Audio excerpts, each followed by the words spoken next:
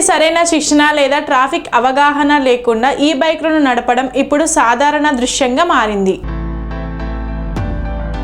నగర రహదారులపై వేగంగా పెరుగుతున్న ఒక తీవ్రమైన ప్రమాదంపై ప్రజలతో పాటు ప్రభుత్వ మరియు రవాణా శాఖ అధికారుల దృష్టిని ఆకర్షించేందుకు లేఖను రాశారు. మైనర్లు, ముఖ్యంగా పాఠశాల వయస్సు పిల్లలు ఎలాంటి సరైన శిక్షణ లేదా ట్రాఫిక్ అవగాహన లేకుండా ఈ బైకులను నడపడం ఇప్పుడు సాధారణ దృశ్యంగా మారింది. రద్దీగా ఉండే రహదారులపై వేగంగా ప్రయాణించడం, సర్కిళ్ల వద్ద తప్పుడు మలుపులు తీసుకోవడం, రాంగ్ సైడ్ లో వెళ్లడం, లేన్లను అకస్మాత్తుగా మార్చడం, పాదచారులు మరియు ఇతర వాహనాల మధ్య ప్రమాదకరంగా దూసుకు వెళ్లడం వంటి ఘటనలు తరచూ కనిపిస్తున్నాయి. తక్కువ వేగ పరిమితి ఉన్న కొన్ని ఎలక్ట్రిక్ ద్విచక్ర వాహనాలకు వర్తించే ప్రస్తుత నిబంధనల కారణంగా వాటిని మోటారు వాహనాలుగా కాకుండా ఆట వస్తువులుగా భావించే ప్రమాదకరమైన ధోరణి ఏర్పడుతోంది. ఫలితంగా పిల్లల్లో ట్రాఫిక్ నియమాల పట్ల బాధ్యత, క్రమశిక్షణ మరియు జవాబుదారీతనం తగ్గిపోతున్నాయి. ఈ పరిస్థితి వల్ల ఎదురయ్యే ప్రమాదాలు తీవ్రమైనవి. సరైన శిక్షణ లేకపోవడం, రద్దీగా ఉండే రహదారులపై వాహనం నడపడానికి అవసరమైన ట్రాఫిక్ అవగాహన,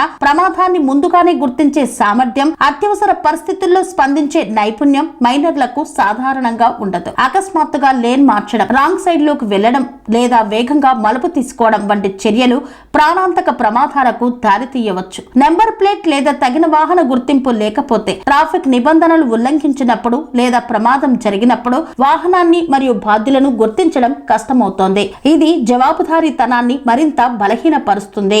మైనర్ల నిర్లక్ష్యపు ఈ బైక్ ప్రయాణం ఒక చిన్న సమస్యగా కనిపించినా అది ఏ క్షణంలోనైనా పెద్ద ప్రమాదంగా మారవచ్చు. అందువల్ల ఈ సమస్యను ఇప్పుడే తీవ్రంగా పరిగణించి అవసరమైన చర్యలు తీసుకోవాల్సిన సమయం ఆసన్నమైందని కొలను వెంకటేశ్వర రెడ్డి ఈ సందర్భంగా పేర్కొన్నారు.